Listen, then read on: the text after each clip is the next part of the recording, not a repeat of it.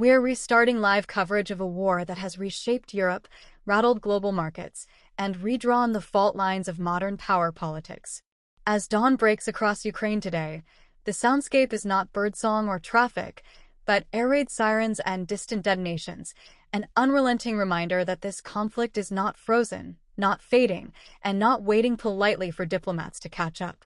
In just hours, thousands of miles away from the front lines, Ukrainian President Volodymyr Zelenskyy is scheduled to arrive at Mar-a-Lago in Florida. There, behind closed doors and gilded walls, he is expected to meet with U.S. President Donald Trump at approximately 1 p.m. local time, 6 p.m. in Greenwich Mean Time. It will be their first face-to-face encounter since last October, and it comes at a moment when the war's trajectory and Ukraine's future hangs in a precarious balance. This meeting is not ceremonial.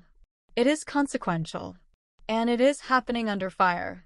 In the days leading up to this encounter, Russia has escalated its campaign against Ukraine's capital and southern regions, unleashing waves of missiles and drones aimed at infrastructure, energy systems, and civilian districts. Kyiv has once again become a primary target, not merely as a military objective, but as a political signal. Moscow is pressing its advantage, applying pressure not just on the battlefield, but across negotiating tables half a world away. This morning, Ukrainians woke to fresh reports of strikes across multiple regions. In Kherson, a city already scarred by occupation and counteroffensives, Ukraine's state emergency service confirmed that a woman was injured during what officials described as massive shelling. These are not isolated incidents. They are part of a broader pattern, an unmistakable reminder that Russia calibrates violence to diplomacy, using escalation as leverage. For Zelenskyy, the timing could not be more stark.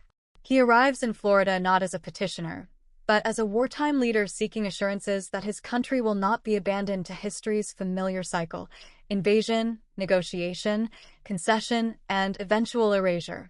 At the center of today's talks is an updated U.S.-brokered framework aimed at ending a war that has now stretched close to 4 years. The plan remains controversial, incomplete, and, most critically, unsupported by Moscow.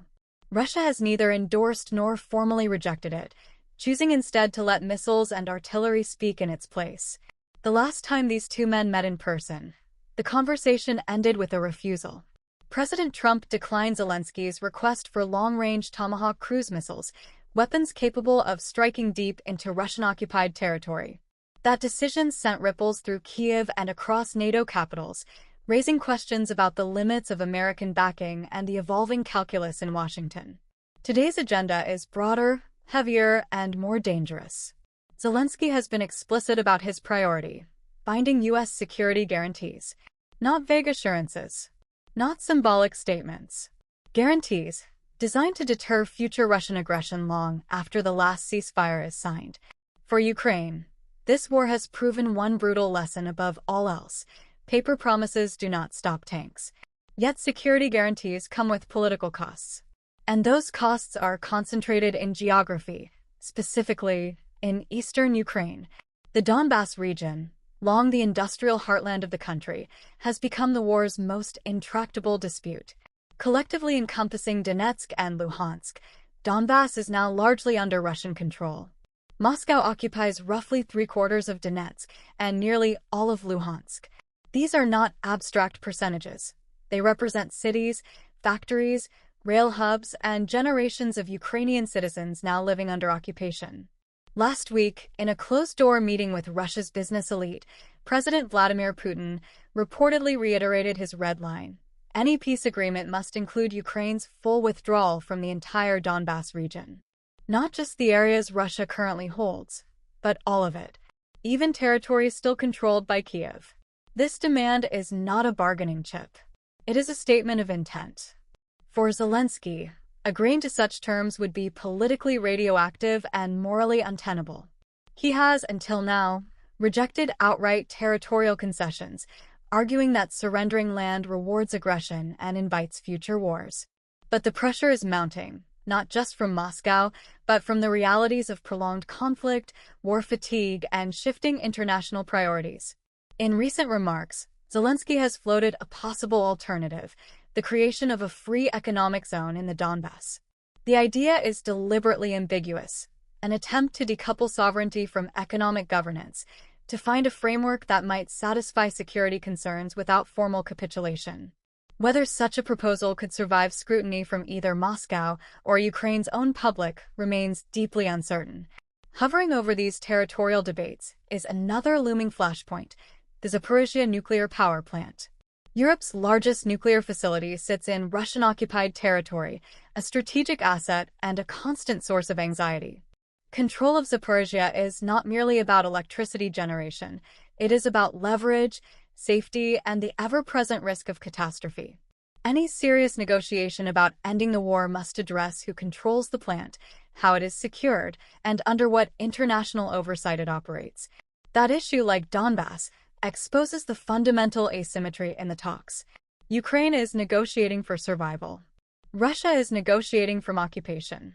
And the United States, represented today by Donald Trump, stands as both broker and wildcard. Trump's approach to foreign policy has always favored deal-making over doctrine, optics over alliances. For Zelenskyy, the challenge is persuading a transactional president that Ukraine's security is inseparable from America's strategic credibility. Meanwhile, back in Ukraine, the war does not pause for diplomacy. Air defense crews remain on alert. Emergency responders sift through rubble. Families track news from Florida while sheltering in basements and metro stations. Every negotiation headline is measured against the reality of incoming fire. This is the tension defining today's moment. Talks about peace unfolding under the shadow of war, diplomacy conducted as missiles fall, and decisions made in luxury residences that will echo across cities already reduced to ash. As Zelenskyy and Trump prepare to sit down, the world is watching not just for statements or photo ops, but for signals about resolve, about compromise, and about whether the architecture of post-Cold War security in Europe can survive its greatest test. Because what happens in that meeting room today may determine not only how this war ends, but whether it truly ends at all. And as we move deeper into this unfolding story, the next question looms large.